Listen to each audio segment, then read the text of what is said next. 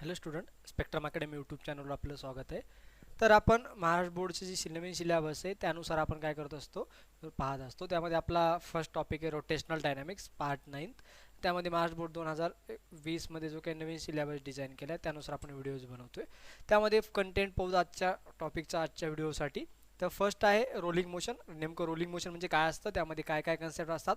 त्यानंतर लिनियर ॲक्सिलेशनबद्दल पाहणार आहोत, जी की रोलिंग मोशनमध्ये लिनियर ॲक्सिलेशन पण फाइंड आउट करणार आहोत, ते कसं असतं ते पाहणार आहोत.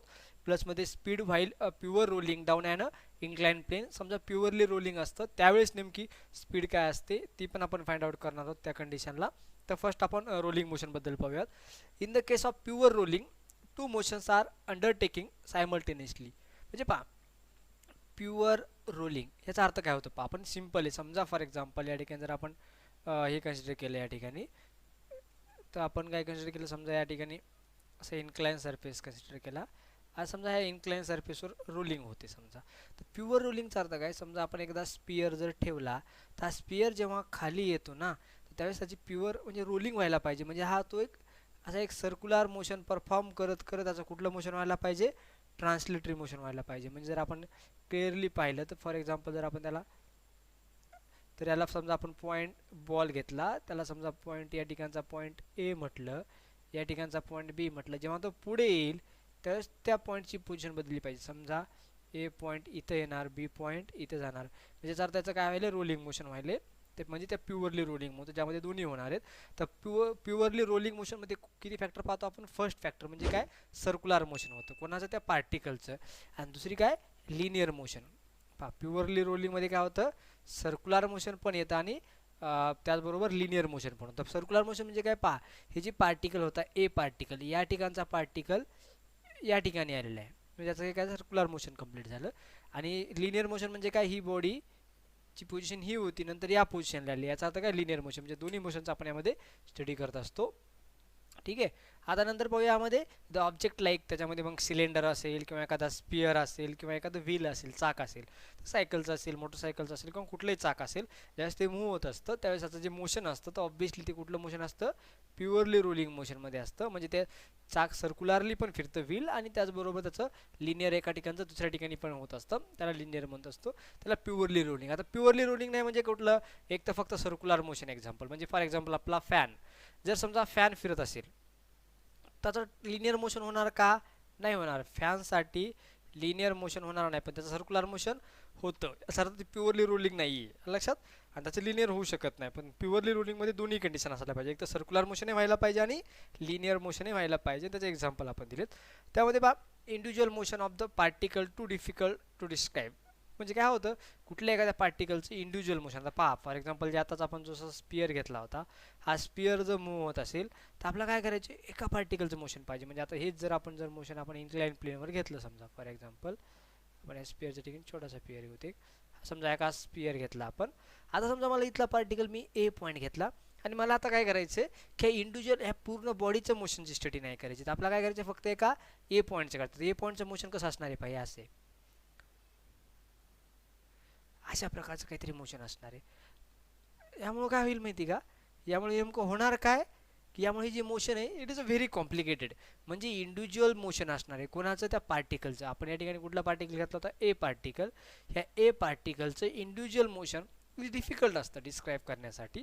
म्हणून आपण काय करतो, we can consider actual motion as a result of the circular motion of the bodies whole and linear motion of the centre of the mass. म्हणजे आपण मग आता हे असं कॉम्प्लिकेटेड होतं म्हणून आपण त्यामध्ये काय करत असतो, we consider actual motion as a result of circular motion. म्हणजे सर्क्युलर मोशनचा रिझल्टमुळे जे ॲक्च्युअल मोशन व्हायले ते कन्सिडर करत असतो. Of the body as a whole, पूर्ण या बॉडीचा विचार करत असतो आणि त्याचं रोटेशनल मोशन घेत असतो. आणि दुसरं काय, and linear motion of the centre of मास. आणि या ज्या सेंटर ऑफ जे मास असते त्याला आपण सी म्हणू, त्याचं लिनियर मोशन घेतो आपण आणि पूर्ण बॉडीचं सर्क्युलर मोशन कन्सिडर करतो, म्हणजे त्याचं रोटेशनल मोशन कन्सिडर करत असतो. ठीक आहे. त्यामध्ये आता जे मॅथमॅटिकल एक्सप्रेशन माहिती असणं गरजेचं आहे. आता या ठिकाणी पहा, हा एक स्पियर आहे, हा त्याचा सेंटर ऑफ मास, आणि तो स्पियर खाली आल्यानंतर ही इथून इथपर्यंत डिस्टन्स किती आहे यस, आणि हा अँगल काय अँगल ऑफ इन्क्लिनेशन या ठिकाणी थीटा आहे. किती हाईटला तो एच एवढ्या हाईटला. आपण प्रत्येक कन्सेप्ट मॅथमॅटिकल एक्सप्रेशन त्यासाठी पाहणार आहोत.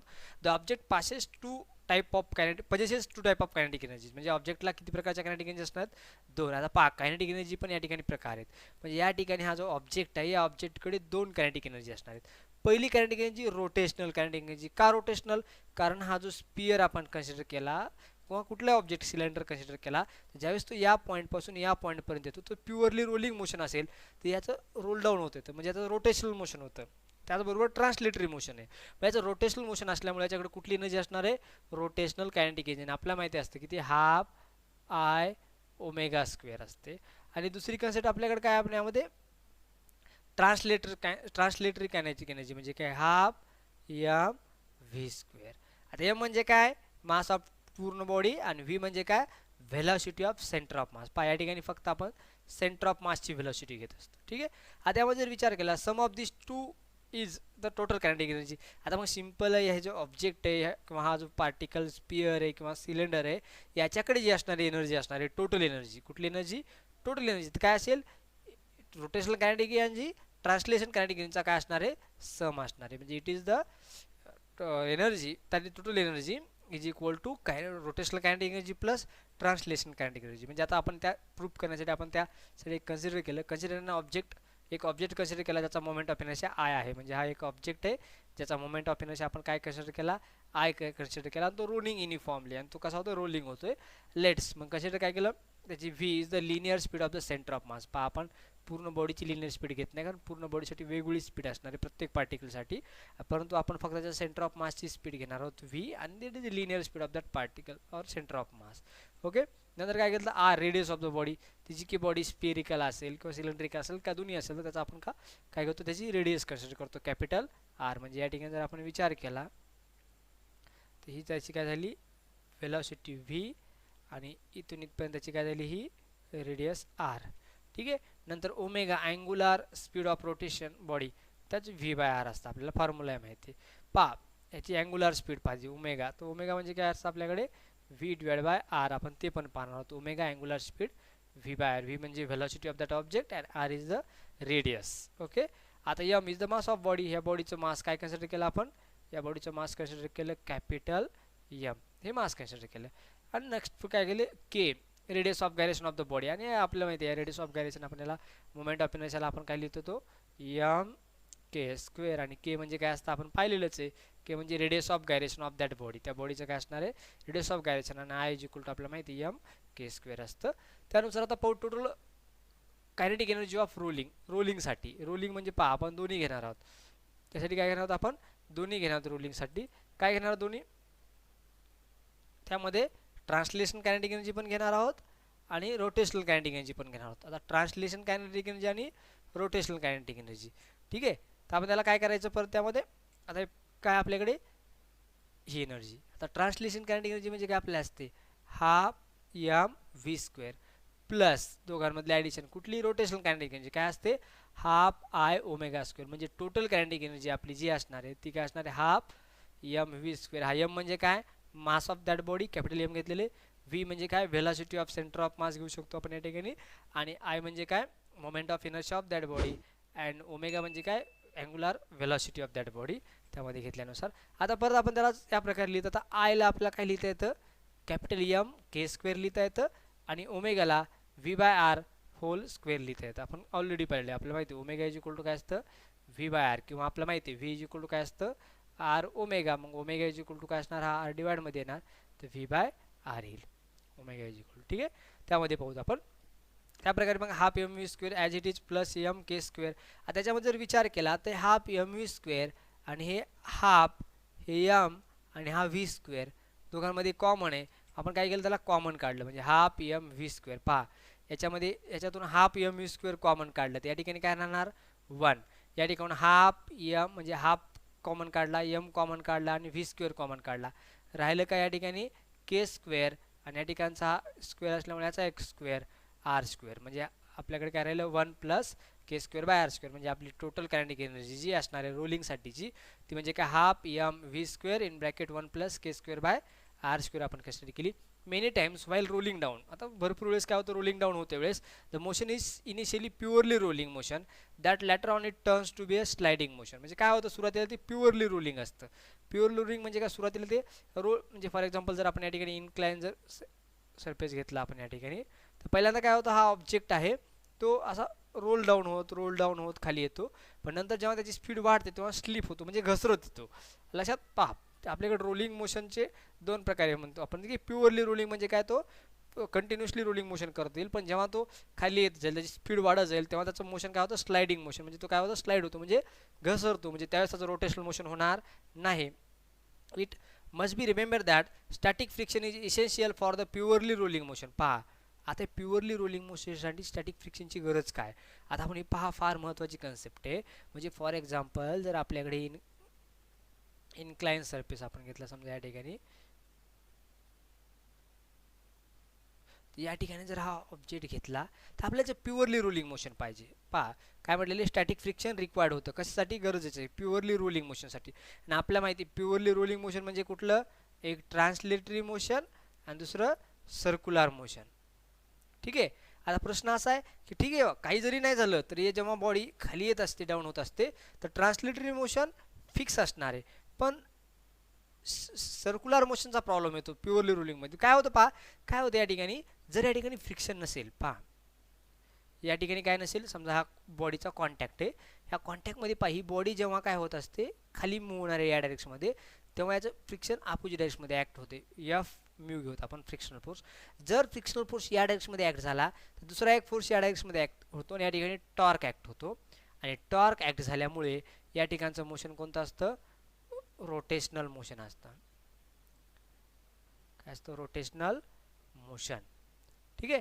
आता याच्यातलं रोटेशनल मोशन पहा आणि जर समजा हे फ्रिक्शनल फोर्स नसेल तर या ठिकाणी अपोजिट फोर्स येण्याचा प्रश्नच येणार नाही. म्हणजे बॉडी जर फ्रिक्शन नसेल तर बॉडी ॲज इट इज म्हणजे काय होणार समजा या बॉडीमध्ये या ठिकाणी फ्रिक्शन नसेल तर या बॉडीमध्ये समजा असा होता हा पॉईंट ए होता आणि हा पॉईंट बी होता तर बॉडी इथं आल्यानंतर पण त्याच ठिकाणी पॉईंट ए राहील आणि त्याच ठिकाणी पॉईंट बी राहील म्हणजे पॉईंट ए आणि पॉईंट बीची पोझिशन बदलणार नाही. आणि हे मोशन मात्र कसं असणार ट्रान्सलेटरी मोशन असेल. कसं असेल प्युअरली ट्रान्सलेटरी त्याच्यामध्ये रोटेशनल मोशन होणार नाही. का कारण रोटेशनल मोशन होण्यासाठी लागतो टॉर्क आणि टॉर्क ह्या फ्रिक्शनल फोर्समुळे आपल्याला मिळत असतो. म्हणून जर स्टॅटिक फ्रिक्शनल फोर्स त्या ठिकाणी नसेल तर प्युअरली रोलिंग मोशन होणार नाही. म्हणजे आपल्याला प्युअरली रोलिंग मोशन होण्यासाठी स्टॅटिक फ्रिक्शनची काय असते गरज असते तो इसेन्शियल असतो. ठीक आहे. Static friction prevent the sliding motion आणि स्टॅटिक फ्रिक्शनमुळे काय होत नाही स्लायडिंग होत नाही. लक्षात. ठीक आहे. Similarly, if you push a spear like object along the horizontal surface, initially it slip for some distance and then start rolling. म्हणजे फॉर एक्झाम्पल समजा एक आपण हॉरिझॉन्टल सरफेस घेतला आणि या ठिकाणी जर स्पियर जर घेतला तर पहिल्यांदा आपण त्या स्पियरला पुश केलं. काय केलं आपण पुश केलं म्हणजे एक फोर्स अप्लाय केला आपण पुशिंग फोर्स आपण या ठिकाणी. हा जर फोर्स अप्लाय केला तर काय होतं सुरुवातीला हा घसरत जातो पुढे आणि काही वेळानंतर मात्र काय म्हणजे घसरत जातो म्हणजे जेव्हा त्याचं स्लायडिंग होते त्यालाच आपण काय म्हणतो sliding. Horizontal speed initially slips तो स्लिप होतो म्हणजे घसरत जातो इथून पुढे. म्हणजे त्याचा हा पॉईंट ए असेल आणि इथं पॉईंट काय असेल बी असेल तर इथं पण पॉईंट काय असणार ए आणि या ठिकाणी पण बी थोड्या अंतरापर्यंत. पण इथून पुढे मात्र काय होतं पॉईंट ए आणि पॉईंट बी काय होतात बदलतात त्यांच्या पोझिशन लक्षात. कारण तिथून पुढे मात्र इथपर्यंत जी मोशन आहे ते स्लिप होते या ठिकाणी आणि इथलं जे मोशन आहे मग ते रोलिंग मोशन असेल रोलिंग मोशन. ठीक आहे. यामध्ये लक्षात आलं असेल तुम्हाला की नेमकं होतंय का या ठिकाणी. Similarly if we wish push a sphere like object त्याच वेळेस horizontal surface initially it slip म्हणजे सुरुवातीला तो काय होतोय स्लिप होतोय आणि नंतर मात्र काय होतो देन स्टार्ट रोलिंग त्यानंतर तो काय होत असतो रोलिंग मोशन परफॉर्म करत असतो. आता आपण पाहणार आहोत लिनियर ॲक्सिलेशन. काय आपण कोणती कन्सेप्ट पाहणार आहोत लिनियर ॲक्सिलेशन बद्दल पाहणार आहोत. लिनियर ॲक्सिलेशन मध्ये काय असतं लिनियर ॲक्सिलेशन मध्ये काय असणार आहे आपल्याला की याला ए म्हणतो आपण linear acceleration a and speed म्हणजेच काय आपण त्याला व्हेलॉसिटी म्हणत असतो. While pure rolling down and incline plane म्हणजे ज्यावेळेस हा या इन्क्लाइन प्लेनवर रोलिंग डाऊन होणार आहे त्यावेळेस त्याचं ॲक्सिलेशन म्हणजे लिनियर ॲक्सिलेशन काय असेल आणि त्याची स्पीड काय असेल आपण त्याच्याबद्दल पाहणार आहोत. त्यामध्ये काय consider a rigid object rolling down incline plane without slipping म्हणजे एक कन्सिडर केला एक ऑब्जेक्ट आहे या ठिकाणी आणि ऑब्जेक्ट काय व्हायला रोलिंग डाऊन व्हायला. रोलिंग डाऊन म्हणजे आपण पाहिलं काय त्याचं रोटेशनल मोशन पण व्हायला पाहिजे आणि त्याचं ट्रान्सलेटरी मोशन पण व्हायला पाहिजे किंवा सर्क्युलर मोशन व्हायला पाहिजे आणि ट्रान्सलेटरी मोशन पाहिलं पाहिजे, इन्क्लाइन प्लेन, आणि प्युअरली रोलिंग असायला पाहिजे विदाऊट स्लिपिंग, म्हणजे त्या ठिकाणी स्लिपिंग होणार नाही, म्हणजे हा घसरत पुढे येणार नाही आहे. त्यावेळेस काय होतं पहा, कन्सिडर आपण केलं समजा m is the mass of rigid object. आता पहिल्या वेळेस आपण कॅपिटल एम म्हटलं, त्या ठिकाणी समजा स्मॉल एम कन्सिडर केलं मास ऑफ दॅट ऑब्जेक्ट. या स्मॉल एम काय कन्सिडर केलं, त्या ऑब्जेक्टचं मास कन्सिडर केलं. तर आर त्या ऑब्जेक्टची काय घेतली आपण, रेडियस कॅपिटल आर, प्लसमध्ये काय theta is a inclination of the plane with the horizontal. हा जो प्लेन आहे याचा हॉरिझॉन्टल सोबत, हा आपला काय हॉरिझॉन्टल आहे, हॉरिझॉन्टल,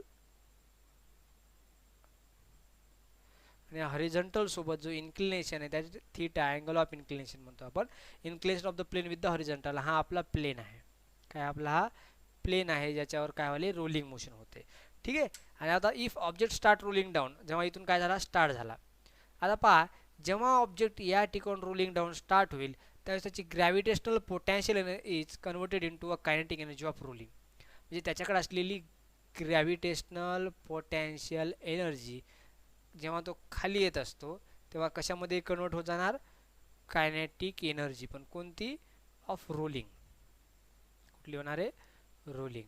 म्हणजे कायनेटिक एनर्जी काय होणार, त्याची रोलिंग कायनेटिक एनर्जी आपल्याला मिळणार आहे ज्यावेळेस होईल. आता स्टार्टिंग फ्रॉम रेस्ट, जर समजा हा स्टार्टिंग रेस्टला होत असेल तर काय होणार, V speed of this object centre of the mass as object comes down through a vertical distance H. म्हणजे स्टार्टिंग फ्रॉम रेस्ट असेल तर सुरुवातीला स्टार्टिंग फ्रॉम रेस्ट असल्यामुळे इनिशियल व्हेलोसिटी काय असणार, इनिशियल व्ही इक्वल टू 0 असणार, आणि V be the speed of the object centre of mass as the object comes down through the vertical distance H. म्हणजे त्यांना सांगितलं की हे व्हर्टिकल डिस्टन्स एच ट्रॅव्हल केल्यानंतर, म्हणजेच ऑब्जेक्ट या ठिकाणी आल्यानंतर त्याची व्हेलोसिटी किती मानली आपण, व्ही मानली, आणि ही इनिशियल व्हेलोसिटी काय, व्ही इनिशियल इक्वल टू काय कन्सिडर केली आपण, 0 कन्सिडर केली. तर त्याचं व्हर्टिकल डिस्टन्स किती ट्रॅव्हल केले, जवळपास एच. त्यांनी सांगितले काय, त्यावेळेस काय स्टार्टिंग फ्रॉम रेस्टपासून स्टार्ट होत असेल तर आपण व्हीला कन्सिडर काय केलं, सेंटर ऑफ मासची व्हेलोसिटी आहे ती. कोणाची व्हेलोसिटी, या सेंटर ऑफ मासची. या ठिकाणची तर 0च आहे, या ठिकाणी व्ही काय आहे, सेंटर ऑफ मासची व्हेलोसिटी, पण केव्हाची आहे, object comes down through a vertical distance H. म्हणजे व्हर्टिकली किती अंतरावर, एच एवढ्या अंतरावर, म्हणजे या ठिकाणी, म्हणजेच या ठिकाणी व्हर्टिकल या ठिकाणी डिस्टन्स किती ट्रॅव्हल केले,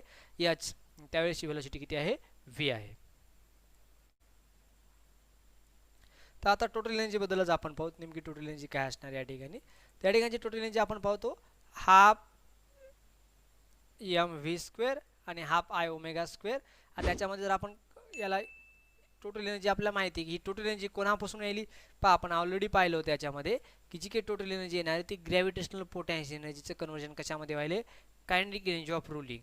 आता ग्रॅव्हिटेशनल पोटॅन्शियल किती असते आपल्याला माहिती आहे, एम जी एच असणार आहे, आणि रोलिंग कायनेटिक एनर्जी आपण आता काढलेली आहे जी की त्यामध्ये काय होणार आहे, पहा की यामध्ये आपली जी की एनर्जी असणार आहे या ठिकाणची, ही जी एनर्जी कुठली, रोलिंग मोशनची कायनेटिक एनर्जी, ही किती असणार आहे, ही रोलिंग मोशनची कायनेटिक एनर्जी, रोलिंग मोशनची कायनेटिक एनर्जी किती असणार आहे, ग्रॅव्हिटेशनल पोटॅन्शियलची, म्हणजे काय, एम जी एच एवढी असणार आहे. म्हणजे आपण या ठिकाणी कॅपिटल एम कन्सिडर केलं तर एम जी एच असणार आहे. या ठिकाणी एम जी एच असल्यामुळे आपण काय घेतो या ठिकाणी, equal to half M V square plus K square by R square. आता ही आपली कोणती एनर्जी आहे, कायनेटिक एनर्जी आपली कुठली, रोलिंग मोशनची, आणि ही कुठली आहे, ग्रॅव्हिटेशनल पोटॅन्शियल. आणि दोन्ही एनर्जी कशा असणार, ती इक्वल, कारण जेवढी तुमची एनर्जी मिळणार आहे तेवढी कोणामुळे मिळणार आहे, ग्रॅव्हिटेशनल पोटॅन्शियल एनर्जी. ही आहे आपली ग्रॅव्हिटेशनल पोटॅन्शियल एनर्जी, आणि सगळी ग्रॅव्हिटेशनल पोटॅन्शियल कशामध्ये कन्वर्ट होणारी, रोलिंग कायनेटिक एनर्जी. ठीक आहे. त्यानुसार जर विचार केला आपण तर त्यामध्ये जर पाहिलं आपण तर या ठिकाणी कॅपिटल एम गेट कॅन्सल, म्हणजे या ठिकाणी काय राहणार, फक्त g h half as it is, v square as it is, 1 plus K square by R square. नंतर आपण ह्या 2 डिवाइडमध्ये पलीकडून काय होणार, मल्टिप्लायमध्ये येईल, म्हणजे काय झालं, 2gh v square in bracket 1 plus K square by R square घेतलं आपण. आणि या ठिकाणी आता व्ही स्क्वेअर आपल्याला पाहिजे तर आपण काय करणार, या क्वांटिटीला इकडं मल्टिप्लायमध्ये तर डिवाइडमध्ये येणार, तर आपला व्ही स्क्वेअर इक्वल टू हा 2gh ॲज इट इज, त्याला डिवाइडमध्ये काय आलं, हे 1 plus K square by R square, 1 plus K square by R square आपण डिवाइडमध्ये घेतलं.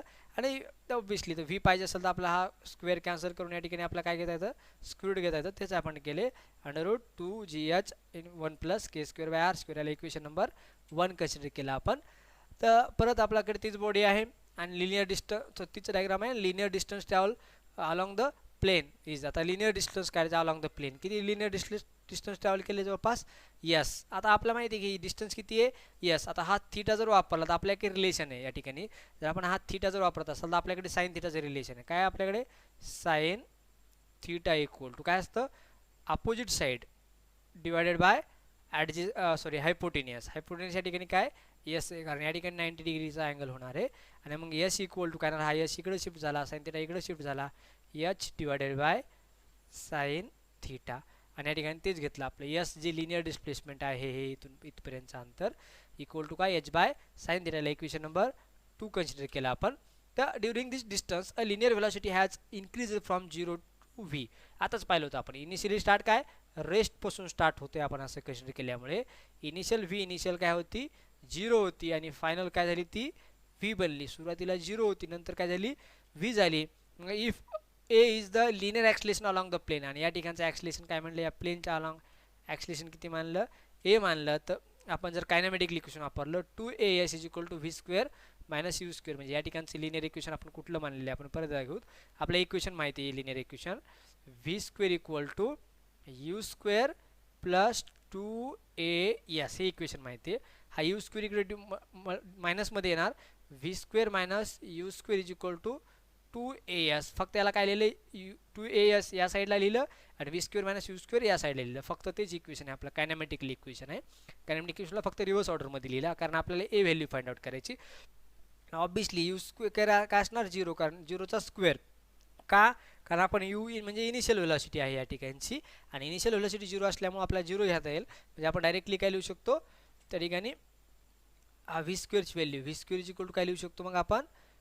2as म्हणजे आपण जे पहिले इक्वेशन नंबर 1 घेतलं होतं त्यामध्ये आपण काय करणार व्हॅल्यू पुट करणार 2a ॲज इट इज हे 2a काय केलं आपण ॲज इट इज ठेवलं एसची व्हॅल्यू होती इक्वेशन 1 मध्ये आपण काढली होती काय v equal to 2gh divided by 1 plus K square by R square हे आप अंडर रूटमध्ये होतं आणि हे काय होतं इक्वेशन नंबर 1 आणि आपण इक्वेशन 1 2 3 चा वापर करणार हे 2as as it is 2a as it is घेतलं यसची व्हॅल्यू किती आपल्याकडे एच बाय साइन थीटा कुठल्या इक्वेशन नंबर 2 घेतली आपण h by sine theta equal to आपला काय यू काय आहे 0 आहे इनिशियली म्हणून आपण त्याला काय घेतलं 0 घेतलं राहिलं काय व्ही स्क्वेअर आणि व्हीची value under root 2gh by 1 plus K square by R square आहे तर व्हीची व्हॅल्यू काय असण्याचा स्क्वेअर रूट कॅन्सल होईल म्हणजे 2gh 1 plus K square by R square या ठिकाणी 2 काय होऊ शकतं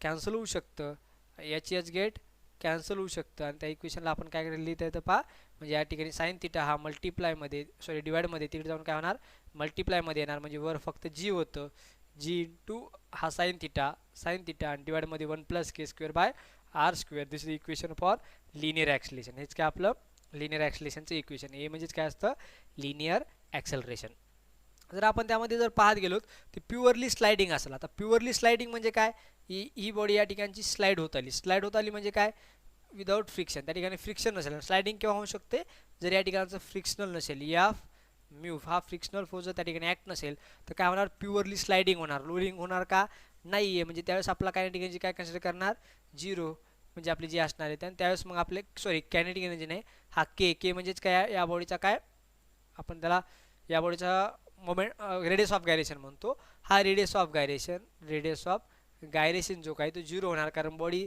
रोटेशनल मोशन परफॉर्म करणार नाही म्हणजे I0 असणार आणि I0 झाल्यामुळे त्याचं के पण काय होणार 0 होणार के म्हणजे त्याचा रेडियस ऑफ गायरेशन या ठिकाणी रेडियस ऑफ गायरेशन 0 झाल्यानंतर आपला जो इक्वेशन होतं यामध्ये आपण जे अगोदर पाहिलं होतं या इक्वेशनमध्ये सिंपल आहे के जर 0 ठेवलं तर 0 डिवाइड बाय एनी क्वांटिटी काय असणार उत्तर 0 असणार आणि 1 प्लस 0 काय येणार उत्तर 1 येणार म्हणजे जी साइन थीटा बाय 1 लिहिण्याची आपल्याला काही गरज आवश्यकता नाही आहे तर आपण काय लिहू शकतो ए जी साइन थीटा आणि फायनल व्हेलॉसिटीचा आपण फॉर्म्युला पाहिला होता व्ही इक्वल टू या ठिकाणची जी फायनल व्हेलॉसिटी काय केली होती आपण इक्वल टू अंडर रूट लिहिलं होतं पहा 2gh divide by 1 plus K square by R square consider केलं होतं आणि हा के काय आपल्याकडे 0 तर के स्क्वेअर पण काय होणार 0 मग हे व्हॅल्यू पूर्ण काय दोघांचं डिवायडेशन 0 आणि 1 प्लस 0 1 म्हणजे अंडर रूट काय राहिलं फक्त 2gh म्हणजे फायनल व्हेलॉसिटी पण कुठल्या कंडिशनसाठी फॉर प्युअरली स्लायडिंगसाठी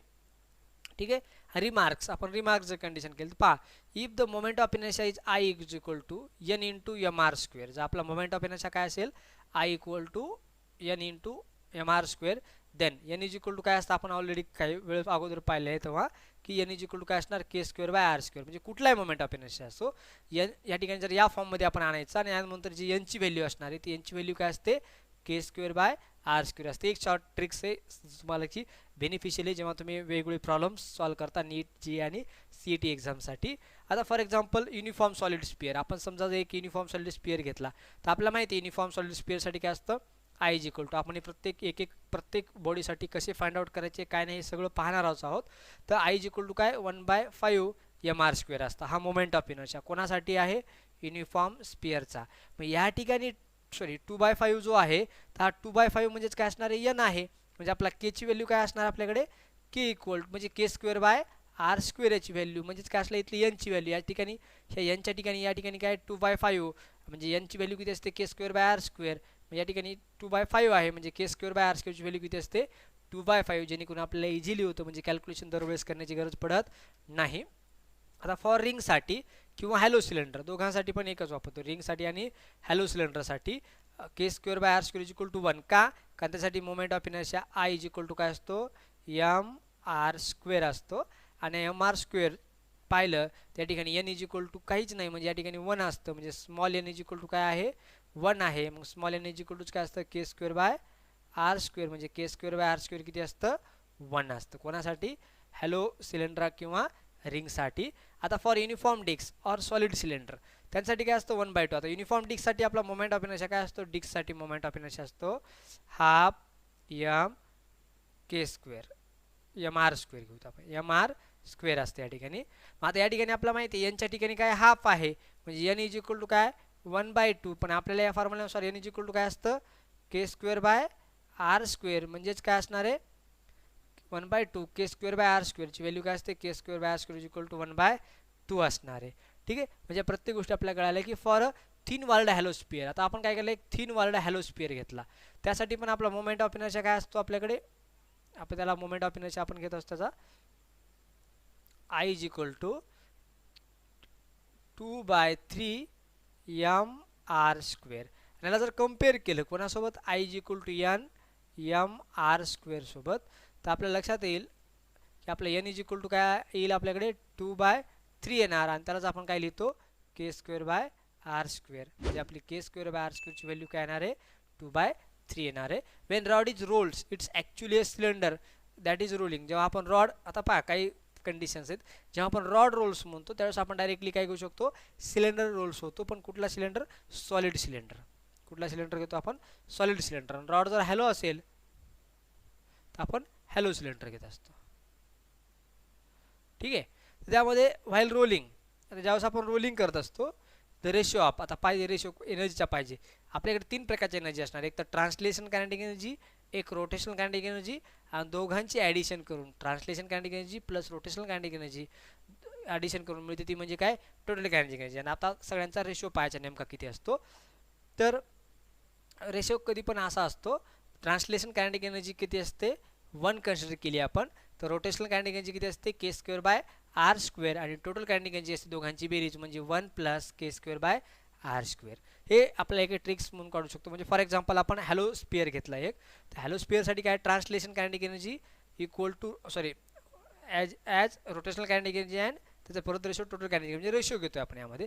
तर काय करणार पहा हॅलो स्पिअरसाठी याची व्हॅल्यू किती असते 1 ट्रान्सलेशन कायनेटिक एनर्जी घेतली आपण आणि हॅलो स्पिअरसाठी काय असतो के स्क्वेअर बाय आर स्क्वेअरचा रेशो किती असतो 2/3 आपण आताच पाहिला काय हॅलो स्पिअरसाठी काय असतो 2/3 म्हणजे के स्क्वेअर बाय आर स्क्वेअरची व्हॅल्यू काय असणार 2/3 आणि टोटल कायनेटिक एनर्जी काय घेऊ शकतो 1 प्लस 2/3 म्हणजे ह्या रेशोच्या फॉर्ममध्ये असेल तर हे ॲक्च्युली एनर्जी नाही आहे ही 1 किंवा 2/3 ह्या एनर्जीची व्हॅल्यू नाहीत त्या एनर्जीच्या रेशो होत्या तिन्हींचे रेशो या फॉर्ममध्ये येतील. आणि याला जर आपण व्यवस्थित जर पाहिलं ह्या पूर्ण इक्वेशनला 3 ने मल्टिप्लाय केलं तर या ठिकाणी काय येणार आहे 3 न येणार आहे या ठिकाणी 3 येणार 3 गेट कॅन्सल आणि या ठिकाणी पण 3 येणार या ठिकाणी 3 प्लस 2 म्हणजे काय येणार 5 डिवाइड बाय 3 हे 3 गेट कॅन्सल म्हणजे 5 या ठिकाणी 3 2 5 म्हणजे 3 2 5 याला शॉर्टमध्ये केलं तर त्याचा काय असणार रेशो असणार आहे कोणासाठी हॅलो स्पिअरसाठी. म्हणजे आपल्याला कुठल्या ऑब्जेक्ट दिला आणि त्यांचा जर translation kinetic energy rotational kinetic energy आणि टोटल कायनेटिक एनर्जी यांचा जर रेशो काढायला सांगितलं असेल तर आपण काय करणार सरळ टोटल कायनेटिक ट्रान्सलेशन कायनेटिक एनर्जीचा 1 व्हॅल्यू घेणार rotational kinetic energy value K square by R square घेणार आणि टोटल कायनेटिक एनर्जी व्हॅल्यू दोघांच्या ॲडिशनचा स्क्वेअर घेणार, म्हणजे आपला रेशो येईल. कधी कधी काय होतं, फक्त ट्रान्सलेशन कायनेटिक एनर्जी आणि रोटेशनल कायनेटिक एनर्जी विचारतील, त्यावेळेस फक्त या दोघांचाच रेशो घ्यायचा. कधी कधी रिव्हर्स विचारू शकतील, rotational kinetic energy divide by translation kinetic energy असं विचारतील, किंवा कधी कधी रोटेशनल कायनेटिक एनर्जी आणि टोटल कायनेटिक एनर्जी यांचा रेशो विचारतील. तर त्यावेळेस तुम्हाला या दोन व्हॅल्यू घेऊन तुम्हाला त्यांचा रेशो सर्व इझिली काढता येतो. हे CAT साठी किंवा नेटसाठी फार महत्त्वाचं आहे. आता पर्सेंटेज वाईज जर विचार केला तर 60% of kinetic energy is translation and 40 is rotational. म्हणजे या ठिकाणी जर हे पाहिलं काहीच नाही, आपण जी 100% आहे, हे 5 म्हणजे काय, total kinetic energy. Total kinetic energy आपण किती घेणार, 100% कन्सिडर केली.